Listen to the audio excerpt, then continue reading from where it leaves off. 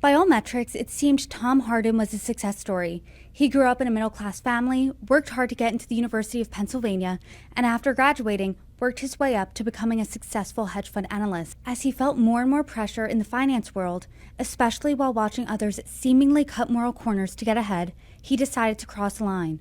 Tom made 4 trades with insider information. Pretty soon after, the FBI issued him an ultimatum on a July morning in 2008.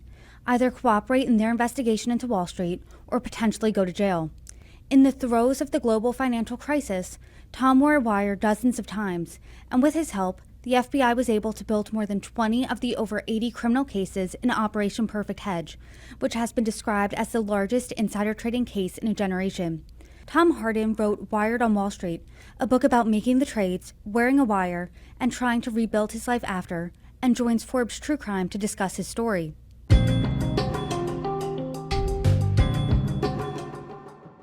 Hi everybody, I'm Brittany Lewis, the host of Forbes True Crime. Joining me now is Tom Hardin, the author of Wired on Wall Street. Tom, thanks so much for joining me. Thanks for having me, Brittany. It's a pleasure to be here. It is a pleasure to talk about your story and your book, Wired on Wall Street. It gives the ups and the downs to the trajectory of your finance career. You were a successful hedge fund analyst. You made 4 trades with insider information. Then you eventually cooperated with the FBI, all during their historic insider trading sting in the middle of the global financial crisis. But before we even talk about that, which we will, I want to go back a little bit, if you could. Go back to the beginning. You had a really relatable childhood, middle-class upbringing. You fought tooth and nail to get into the University of Penn. You ultimately did. You studied finance. So bring us back there as that middle-class kid from Georgia. Yeah, thank you. So I grew up in the suburbs of Atlanta, Georgia, 1980s, 1990s, and really just the middle-class family. My father worked his whole career at Coca-Cola down there, so when we were kids, we could never drink Pepsi. We always had to drink Coke at birthday parties, but really hard workers. My mother didn't graduate college, but she started a business in our home as a child care provider for the neighborhood kids that were dropped off. And so I really saw as a young boy, like, their work ethic, and it inspired me to succeed. And I was the oldest of 3 brothers, so as the oldest brother, you want to show your younger brothers and what success looks like. And I always in writing the book, thinking of some stories from my childhood. I remember my dad, when we were 8, got us the World Book encyclopedias, and so younger viewers may not remember, but we had these encyclopedias that were 75 pounds of books, and I remember seeing that on my bookshelf one day and starting at A, and then 2 years later finishing at Z. And so I dominated quiz bowl in middle school, but really just focused on achievement, success, and always trying to look for the next challenge. And the next challenge was when I got to high school. I figured out I kind of wanted to major in business, and not because I was in love with business. It was just sort of a process of elimination. And in the 90s, unlike today, you apply just to 3 schools, your reach, your middle, and your safety. And so UPenn, Wharton was my reach. Nobody from my high school had ever even attempted, I think, to do that. And your story about the encyclopedia, I'm the middle child, so that reminded me my older sister would probably be the one reading the encyclopedia. Your little brother, like you said, he was on the bed and getting the facts fed to him, so he had all those facts handy. Yeah, he did. I would read the encyclopedia. He would say, "Tell me everything you know." And I would get into Penn, and he would get into Harvard. So he had to one-up me again to top college. So. But that's funny. I mean, he probably kept some of those kernels of information that you taught him. But then you go and you start your career in business. Talk to us about going there. Your eyes are open, especially when you go across the country in LA. Yes, absolutely. So in the University of Pennsylvania, now I'm at this Ivy League school, sort of fish out of water. I describe as a Tom from Georgia. And I'm not like these other. I like having an outsider vibe. I'm not like these other kids that were prep schools and fancy vacations. Like, I was not like them. I like being an outsider. And then I always used that to my advantage in college, got better grades throughout.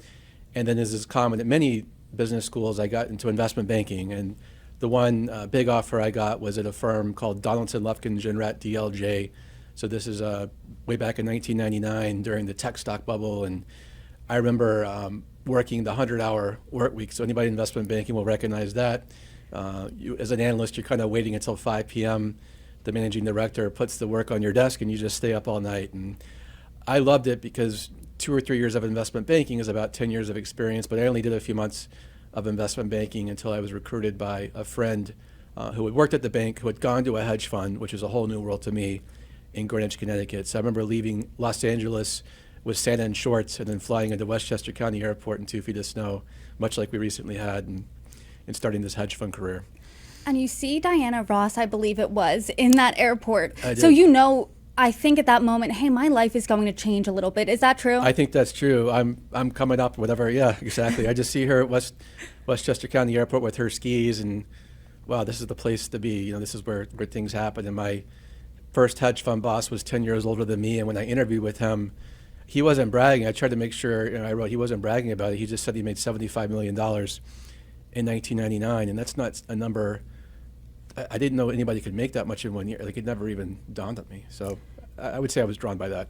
And I work at Forbes, and we deal with big numbers all the time. And even hearing $75 million, I mean, it's really, really hard to wrap your head around that, especially when you're an outsider to money like that. I mean, you can't even imagine that type of wealth and the fact that that could be right at your fingertips. But you describe going to these different types of summits and seeing people interact, hearing those relationships. It's almost like a hint and a nod and a wink, and people are sharing information, it seems. And you feel, hey, all of these people are getting away or getting ahead, and I'm essentially the outsider. Talk to us about that. Yeah, that's right. So going back maybe to the early to mid 2000s now, there's a tech stock bubble and crash, and I start to notice that my peers at other tech stock focused hedge fund are really sharing information with each other, sort of bartering back and forth, and it becomes clear to me that it's illicit inside information. And I could just notice it of the social groups at the conferences. Like back then, Yahoo was a big stock, so the Yahoo contact, whoever he had information from, would share it with the, say, Intel or Sun Microsystems were the companies at the time. So I was aware there was this sort of in group of people with the information who were sharing the information, and I wasn't a part of it. And something as I wrote the book, and even think about myself as young Tom, is I was always sort of insecure. I think I've made it, but I know there's another level. Every time there's another level that I'm not part of. And so I was aware of it, but I never really felt at that point early in my career that I would be part of that group, because it wasn't my contacts. As I wrote, like, I'm a business school kid, and I just use Excel and value companies and figure out. I talk about after the Google went public, I bought Google and told my boss to short the yellow pages, and it's too bad I did the other trades, because that would have been a career-making trade, but that was the kind of investing I started with. And then I want to read a line that you write pretty early on in the book, because you open up about your story pretty immediately. I mean, I was really taken by your honesty, and I want to talk about this. You say this because I'm sure that, like you said, you went to Penn, you learn basic ethics. In an Ethics 101 class, you would learn insider trading is bad. Right. And you know that going in, but then you see all of these other people doing it, and you say this: lines don't always snap when you cross them. They fade so slowly, you don't notice they're gone until you've been living on the other side. Talk to us a little bit more about that feeling.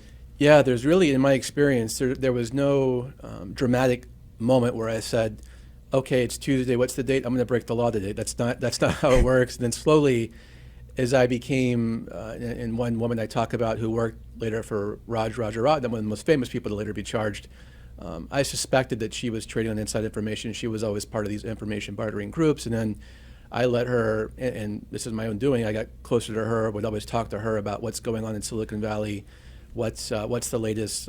Tech stocks always move on rumors, and so she always was full of rumors, but I also suspected trading on inside information. And so I would look at myself and say, when I made the decision to get closer to her through my career, that was kind of like not line snapping, but fading. And today when I talk to companies, I tell people that you're the average of the 5 people you surround yourself with. And if there's one takeaway, especially for young professionals listening, just look at those 5 people or students. Anybody, if you question anybody in your 5, just drop it out of your life, because they can take you places you don't want to go. And you, in the book, take full responsibility and accountability for your actions, but you talk about these inflection points. One of them was meeting her. Do you think that there was a moment looking back, would it be your first trade, would it be meeting her, that you could think, hey, you know what? If that didn't happen, this would never happen, this changed the trajectory? Or do you think, like you said, it was more all drifting towards this? I think it was all drifting towards this. I'd love to say, now we could rewrite, or we could rerun the scenario maybe 10, 20 times, and there might be a few of those where I don't make the trades. But I think because I was so insecure that there was this in-group that was cheating, call it what it is, cheating to get ahead, it would have been hard for me to not do it. Now, if I had talked to a mentor about what I was seeing in the industry, that was also an important point. I mentioned that I'm sort of floating in my 20s through a few different hedge funds and trading firms, and realizing that as I wrote the book in this last year, that I didn't really have mentors as young, and that would have been important. Like, you won't believe what's happening if I'm telling a mentor that.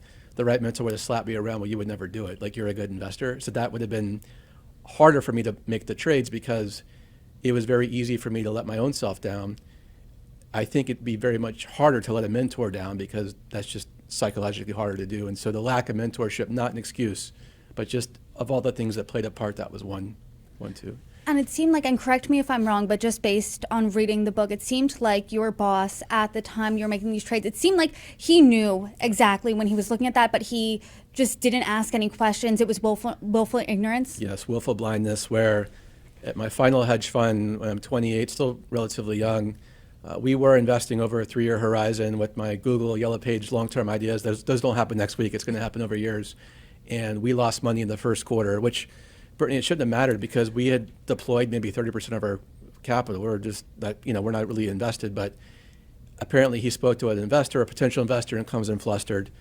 And he says, I know we're investing longer term. We have to start looking for shorter term opportunities to make money every month. In any business, I'd argue, finance or any other industry, if the goal goes from 3 years to monthly, you start to look for corners to cut. And I would also say the message was so ambiguous that me as the junior, and he's my mentor, the closest thing, I didn't have the courage at the time as I was writing the book. And it's really like I had to look at myself pretty intently, and I didn't have the courage to push back or ask questions. Are we going to do, quote, what everybody else is doing, or are we going to have an actual line? I think that's a good place for now to stop. And I'm curious for our viewers here, let's say they feel that they're more junior, their supervisor's asking or implying or saying something where they're reading between the lines and they're not comfortable doing what the supervisor asks. What's your advice to them? So one thing I wouldn't do, and some companies say this, is to call them out for being unethical. I don't think you can do that. It's very easier for somebody to say that than do that. But I think there's a few things, and now that I sort of train companies on this, you want to reframe the issue for your superior. So to me, it sounded like you meant this, but I know you didn't mean something unethical or illegal. What happened? Okay, you had to call with our investors, so you feel under pressure. I can see your face is beet red. Why don't we just take a beat and think about the best way to go about this? Get outside your own head. Ask clarifying questions along that line as a junior professional. Now it's easier for me to say that than do, because some people might be listening and say, well, we don't have the psychological safety at my company to do that. Well, then you have to look at where you're working. So you have to be able to challenge in a respectful way your boss, your senior manager. If it sounds unethical, I know this is the way I took it. I know you didn't mean that. Let's reframe it. So just a little nudge. And so then take us to the moment of that first trade where you got insider info, because it seemed like, based on the people talking to you, they were like, Tom, you're on the straight and narrow. You would never do this. And it seemed like you, at the time, were almost waffling to the point of, should I do it, should I not? Then you pull the trigger. It really was a waffle. And the woman who I mentioned called me one day, and she said again, everybody's doing this, and she just got a blatant tip, as I laid out in the book. Just a company was going to be acquired in a few weeks. Here's the date, here's the private equity firm, here's the stock price. And when I talk to colleges today, I say, imagine the answers to the test just fell in your lap. This is what happened. But importantly, I didn't make a trade that day because I was trying to hold on to my moral compass. But later that day, I was talking to a friend I mentioned at a prop trading firm, and he's down that month. We're talking, and he's telling me a sob story. Him and his wife are expecting their first child, and he's losing money. Is there anything he could take a flyer on, which is a small position? And I said, if you want to do this, here's what the woman told me. Now, just pausing right there so everybody knows, by tipping, I've actually violated the law for insider trading for tipping. Apparently, he tells his whole firm, he loads up. The woman that called me is loaded up. And every day, the stock is just going up a little bit. And I hate to say it, I was trying to describe in the book the best way, some FOMO, sort of like, he's going to make millions. The woman that called me is going to make millions. Am I just going to sit there and not play along? And there's a concept, as I researched sort of the behavioral psychology, called moral licensing, which I had actually never heard of, which is we give ourselves license basically to do something bad with all the good we do. So people will see, I converted to Catholicism for my wife, we go to Mass, I volunteer, So I have this ledger in my head about, wow, it's weighted to all the good stuff. I can make this trade because it actually doesn't change the scale. I'm still good. And that's actually very common with these types of situations. And also at my company, I could buy a stock as long as it was less than 1% of our assets. So when there's actually fraud inside of a company, so people know there's usually an opportunity for an employee. And that was an opportunity for me to buy this stock. I remember telling the story, I think it was 14,000 shares I calculated into the trade entry system. Once I pushed enter and I saw it executed, I committed securities fraud. So I wasn't twirling my mustache saying, how do I break the law? But I had gone home committing securities fraud that day. And then it seems like there was drift. Like you said, you're wrestling, oh, I'm a good person. I do X, Y, and Z. I converted to Catholicism. I do all of this. I'm not a bad person. And then one of the things that was so striking, and especially sitting with you now, at one point you're stuffing cash in your shirt, in your socks, in your pants at LaGuardia, and you're walking, and at the time I was reading your book on a plane and I'm sweating. I'm like, is there cash in me? You know, just because it was so realistic. Talk to us about that moment. Yeah, so just to finish up the first tip, it happens exactly like she says. And very important, I thought, oh my gosh, it's not a rumor, it's happening. Maybe my boss might fire me because he didn't certainly mean for me to break the law and trade on inside information. And basically he says some combination of, that's great, don't tell me how you're doing it. I forgot, the sequence of it, but some combination of willful blindness. So then I'm open to the next one. There's one more, and by the third one, I thought, why is she giving me perfect information? And she says that this is going to continue. Her source wants $15,000. And I had some choice words for her. That's a line I wouldn't cross. Like, I actually rationalized the trades. And I called the guy I had tipped, and he says, no problem. He gives me the cash, and I put it in my laptop bag. And I'm in a taxi going to LaGuardia with $15,000 in my laptop bag. And at the time, it was still metal detectors, not the full body scans today. And so I thought, I'm not going to put my bag on the x-ray machine. I'm going to go to the bathroom and stuff it in my shirt, in my waistband, in my socks. And then I walked to the metal detector, and TSA always still says nothing in your pockets. And technically, there was nothing in my pockets. And I walked through, go to the restroom, and now my knees are shaking because I guess they didn't notice I was sweating like crazy.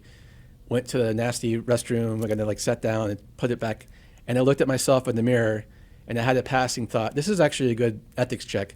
What would Grandma Hardin think? And she's a character in the book that paid for a lot of my college. That's always a good check. What would your grandma think about what you're doing? She would not be happy.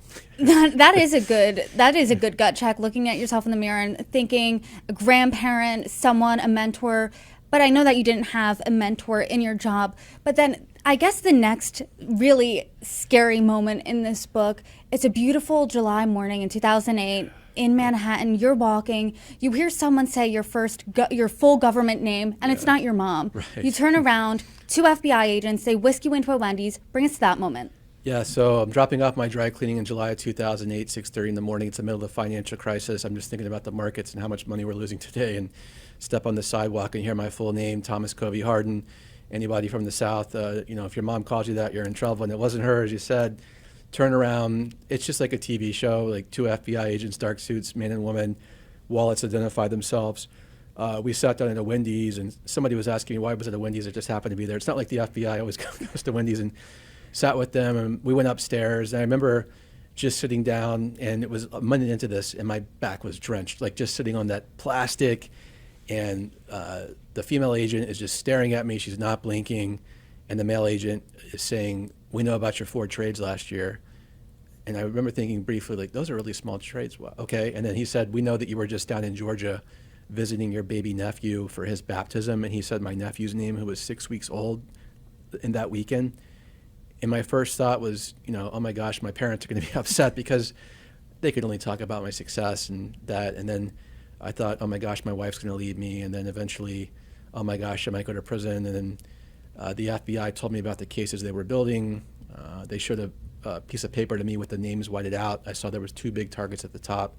So I thought one of those guys was probably the billionaire Roger Rotnam. So those were the great whites. I was sort of the minnow at the bottom. And he says, you can help us out. I take his card. I'm comfortable saying this. I said, should I talk to a lawyer? And the FBI said, we can let you know when you should do that. So took his card. They called me a cab to go to work. And I went to work. I was late, but that was that morning. And the FBI framed you eventually wearing a wire, Yes. like it was a patriotic act. That day, you go to St. Patrick's Cathedral, you have confession. The priest says that's almost like penance, you wearing the wire. You, in the book, you talk about being racked with guilt, feeling like Judas wearing this wire. And not to mention, a large reason you were found out is because someone wore a wire talking with you. Now looking back, how do you feel about the whole wire situation? Yeah, and I know people may read the book and say, oh, this guy's a rat, and that's fine. I can't control everybody's reaction. But the way I thought about it was when the FBI approached me, I better start making the right decisions now. And I knew of businesses and funds whose business model was really trading on inside information. And I felt I had to draw the line at my two friends who I named Peter and Todd. And so the way I rationalized it, and at that time, is I'll help the FBI with who I felt are really the bad actors. And it was incredibly stressful. And then 2 years into it, I thought I was done. I finally talked to a lawyer, and they said, no, there's two more people, Peter and Todd. And that's just sort of, I had to code there that this was probably the only time they've ever done something so foolish. I can't take them down because of something I did. So, I felt I had to draw a line somewhere, or this probably would have kept going until I said enough. And I drew the line, there at my friends. So that's the way I thought about it. Like, sometimes I speak and people say, you're a whistleblower. I said, not a whistleblower. A whistleblower does it on their own volition. I only helped the FBI because I was in this situation. And so you're wearing this wire, and you talk about how it doesn't feel natural to you, right? I mean, I can only imagine just having that in your pocket. You didn't even know what it was when it was on the table. You had no idea you were going to be wearing a wire. And you said that there's no handbook titled How to Get a Hedge Fund Manager to Confess. I mean, how did you do it? Because you eventually got over 20 people to in the FBI's investigation. Yeah, so it's very hard to get anybody to confess to a federal crime when they don't know you that well. And so for me, that was the Tuesday morning. The following Monday, I had lunch with the FBI. They had a small piece of metal on the table. I was so naive. I said, is that a BlackBerry battery? And they must have thought, this guy doesn't know anything. It's a wire recording device. It fit in my front dress shirt pocket. And what I did was built relationships with people, often in Silicon Valley, that were tech hedge fund managers, much older than me, not my social network. My cover story was, hey, I might be losing my job this year. It's 2008, okay, and get meetings with them. I think I mentioned Starbucks a lot in the book, just where I had meetings, and I had to get to the point to get them to talk about how they also got their information. But as I mentioned, I was so clumsy, I wanted to get to the point and end the meeting. I said, so by the way, I'm Tom, nice to meet you. The market stinks. So 3 years ago, when you traded that stock with inside information, how'd you do it? And the FBI would be sitting next to me, not listening, but they wanted to make sure I wasn't, if you were a target, I wasn't sliding you a piece of paper saying, don't talk. And so they listened to it later and say, you're doing a terrible job. And I said, hey, it's my first time doing this. Again, there's no manual for this. But I got comfortable actually with asking a question and then saying nothing. And so I developed a framework called the TRACE framework that sort of talks about how to actually get them to talk about crimes by the third meeting, usually once they got to know me. Or they would say just enough, not that it was they were talking about a specific crime, but just enough on a contact or a source where I was done with that person and on to the next one. And this went on for 2 years. I'm kind of flying blind. The FBI is not saying good job or bad job. It's just sort of on to the next one. And I didn't know where it was going, or I was playing games with myself. Maybe they're going to hire me. No, it's not how it works. Maybe they'll drop the charges. That's not how it works. One of the scariest moments while you had the wire, someone who you were talking to, they said, let's meet for dinner. They said, we're going swimming, like essentially undressed, we're going swimming. In all of this, because that was really scary, and you saw a shovel and a hole, and it was around the time of The Sopranos. Yeah. So, you're thinking, what's going to happen to me? In all of this, was that the scariest moment while wearing a wire? That was the scariest moment. There was a guy high up their list who invited me to dinner. So I took the train up to Greenwich, where he lived, from Grand Central in the city. I had the wire in my pocket, and he picks me up and he says, good to see you. I brought swim trunks for you. So he definitely knew I was wearing a wire. We drove to this house. He starts disrobing in this room. I think it was his childhood room, kind of awkward. I said, hey, let me go to the restroom, and took the wire out, put it in my jeans, put these swim trunks on. So we're walking out to this pool. It's so quiet. There's a shovel against the house, a hole in the ground. I thought he was going to kill me. And then we got in the pool, and he grabs a tennis ball. We're playing this awkward game of catch. He's just letting me have it, pouring it on. And then he said, I've been acting kind of awkward. He has to ask me one question. And I was going to give it up. I wanted to go home. And he says, have you been approached by the SEC? And there's a term when I was researching it called paltering, where you try to help the person what the actual question is. So I said, no, not the SEC, like a hint, hint. And he said, okay, I just make sure you weren't wearing a wire. He makes all the implicating statements. We actually go to dinner later in Greenwich, like a normal dinner, and the wire's in my pocket. It doesn't pick up anything. And the FBI basically said I didn't do my job, and I explained the circumstances, and so they gave me a pass, I think. But that guy was actually never charged. I mean, how do you feel about that now? And I know that in the book, you're grappling with it in different ways when you're thinking about what happened to you and your career, and then you're looking at some people who weren't charged. I know your wife said, is that going to help you get a job? So, I mean, those are some tough words there, but how do you feel about all of that looking back now at the people who were charged and the people who weren't? Yeah, so there was eventually 81 people arrested. I had another maybe 24 on my list. I kept looking for their names that never were, so the swimming pool guy is one example. I did go through stages in the book, poor me, which I think is natural. I was a stay-at-home dad, which there's nothing wrong with that. Actually, as I wrote the book, it brought back great memories of just a few years. My job was to pick up everything from the kitchen to the front door, and there's, there was some good in that, just having the relationship with my daughters, but there was a sort of poor Tom shame spiral when I saw certain people weren't charged. My personal take on my 4 trades was $46,000, which was the lowest of all 81 people. And I thought, why wasn't the swimming pool guy charged? And then eventually there was banks a few years later settling with the government for laundering money for El Chapo and all these other things. And so my wife woke up one morning and I was up I guess the term today is rage baiting or enraged, and just sort of looking at these bank fines, and they're laundering money for El Chapo in New York and going to work the next day and going home. I said, can you believe this? They got me for $46,000. That was my biggest poor me moment. And she's very tough. She said, is that helping you find a job? So no, you can't control the outcomes. And what do you think of that 46,000 number? Because I think depending on how you look at it really frames your perspective, right? Because I think if you walked on the street right now and said to anyone, would you blow up your life for $46,000? I don't think anyone would be chomping at the bit, right? Right. And I don't think you did this for money, how you described it in the book. Like I said, we're at Forbes, we cover billionaires. $46,000 doesn't scratch the surface. Right. Even in your first FBI conversation, a rookie agent was like, you did all this for $46,000? But then on the flip side, it's not like you would go into a small business, take $46,000 out of the register, out of the safe. So how do you think about that number now? Yeah, I still call it the price of my career, or the price of my professional suicide, to be dark. I didn't think about the money at the time, because with insider trading, it's a very easy thing at the time to rationalize, because you're not stealing somebody's money. You're not running a Ponzi scheme where I'm taking your money. You're just buying a stock before everybody else, which is how people get caught up in this. It's still pretty shocking. Just when I mentioned one professor who does the math for me on the career that I could have had, and he gets to a number that's like a 15-year, 20-year hedge fund career. He just tells the students $23 million. And so they look at me and say, so wait a minute, it's $46,000 for $23 million. I said, it doesn't make any sense. I never thought about the money, and I never considered the idea that I would be caught, because I was trading small. And so those rookie FBI agents, one of my first talks was at the FBI, and the young agent said it makes no sense, because we learned through our textbooks that financial fraudsters do this analysis on the amount of money. I said, hey, I know you guys are the experts. I did this, and it was $46,000. And as I research it, it often is small amounts. For insider trading, the median amount today is $58,000 in a case. So in terms of somebody's career, not a whole lot. Yeah, not a whole lot. And when you're thinking about that now, I mean, was there a number that would have gotten you to stop? Because if it wasn't about money, was it about the adrenaline, and you just would have kept going because you would have thought, maybe rationalized it further, not getting caught here. I don't think I'm hurting anybody. Let's keep going. I think it would have kept going, and I'm surprised.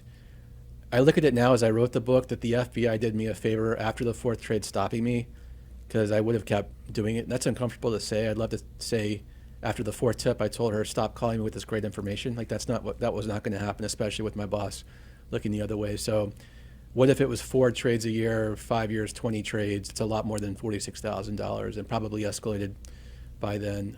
So yeah, I mean, I'm lucky in the sense that they did me a favor by stopping me after the 4th trade to keep it relatively small.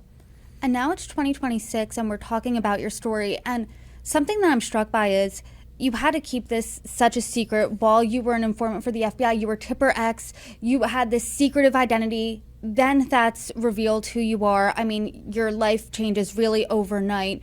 Relationships blown up. Your wife stays by you, which you talk about a lot in the book.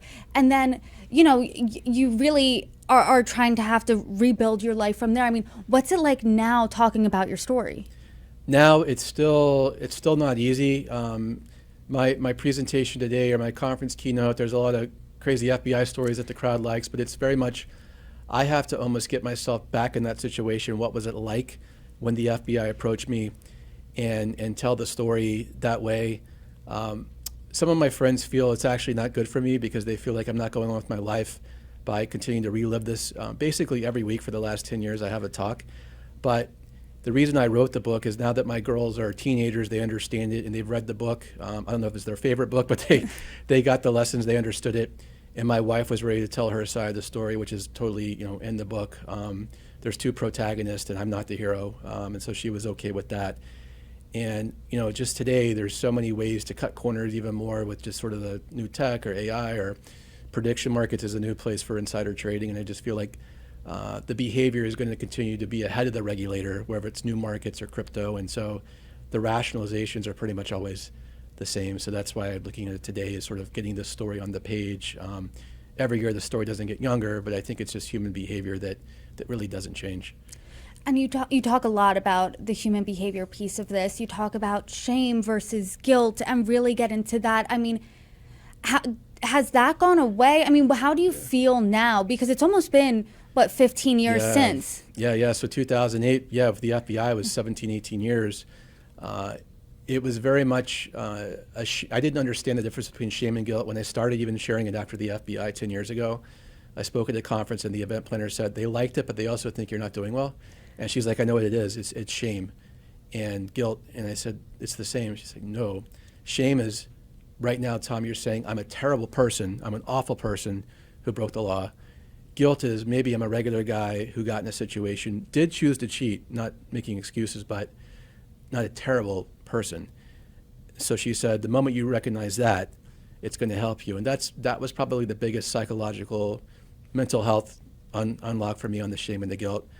And, I've met people that have similar stories as me. I share a story in the book of an AV person at a conference who was telling me his own story.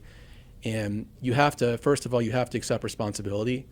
There's a few speakers like me from the earlier WorldCom Enron, I won't name them, who I feel don't really accept responsibility. And that's hard to do. It's hard to talk about the worst thing you've ever did for every week for 10 years. And also, you have to be able to forgive yourself. And that actually, I'm better, but it's still ongoing. I sometimes just get thoughts like I'm not worthy of the second career, and I just have to say that's a thought, and it's not me. That has to be, an insane infliction of pain, right? Think about the worst thing you've ever done and talk about it every day as your career now. Because it seems like you open this wound every day, but you're healing as well. What would you tell your 25-year-old self, your 28-year-old self, if you could sit them down for 2 minutes, what would you tell them? Young Tom, now whether he would listen or not, but young Tom, just compete against yourself. Who cares that the competition is cheating to get ahead? Focus on yourself, focus on improving as an investor. Do not fall prey to your insecurities because everybody else is doing whatever it is. Just focus on yourself. And also, one more thing, think about where you want to be in 10 years, find that mentor and work backwards as to how you get there. Focus on the long term. But I do want to bring up your wife in this because, like you said, she is really the hero in this story. Sue, stands by you like a rock. Talk to us about that. What was it like opening up to her and how she's stood by you all of these years? Yeah, so going way back to when the FBI approached me on that Tuesday morning on the street, they said I could only tell her, and of course I went right to St. Patrick's, and they said, well, that's fine. So I waited till Friday after work, and she actually worked at a company called Lehman Brothers, which people may remember used to be a company. So she's going through that, 2008, awful for her at work. I waited till Friday. I was having panic attacks, bad sweats. She would text me, is everything okay? And I would blame the stock market, which was easy. Oh, it's terrible at work. Friday after work, young couple, how was your week? I said, let me go first. And I said, Tuesday morning, the FBI, 4 trades. And I remember saying I did it, I did these trades. And she said, can you say that again? And I said it again. And I was talking to her last year. She said, "I thought you were going to say you were cheating on me, something." Not that would have been not. It was sort of worse in her eyes for that, and not that she didn't say, "Oh, it was just insider trading," but the way she took it was, I didn't do anything to hurt her. And in researching the book, 85% of marriages will end in a situation where the spouse brings a felony conviction, and understandably, because she could have said, "I don't know who you are. We just got married, and you're insider trading," and the trust was lost. And I had to do a lot to win that back. And she was so just stoic. She said, basically through the book, "You got us into this. You're going to get us out of it." Like, the incredible faith she had in me to figure out how I get back on my feet was. It's hard for me to even say where that came from. She was just had confidence that I would make it back. And so, I made 4 very poor choices. I made one very incredibly good decision in there. So that's the most important thing to me. And then at the final chapter is her time to tell her side of the story at one of my speaking engagements last year. And I mean, that statistic is mind-blowing, that 85% of marriages don't survive that. I mean, what would you credit your marriage surviving that to? So when Sue spoke last year, I was speaking at an event where I had to give 2 talks. In my second talk, I asked, she was with me, "Would you tell your side of the story?" And not everybody wants to be a professional speaker, and so I said, "I'll interview you." And all the hands went up. A lot of wives in the crowd were just asking, "How'd you get through the bad times?"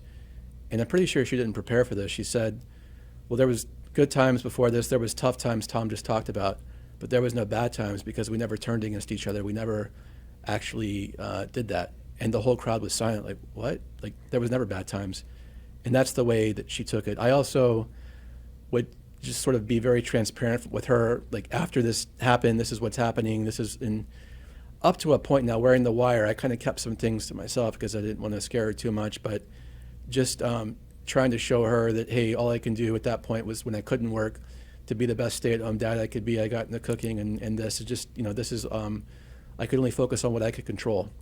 And so I think she saw that in me, and then, it was not easy, but again, as I talked to her last year, said, "What was it like for you?" And she said, "Thanks for asking, because you really didn't. You were so focused on yourself at that time," which is true. I mean, the book is just such an honest account of your life, the ups and the downs, and really takes a hard look inward. It was a thrilling read. It's out now. Where can people find it?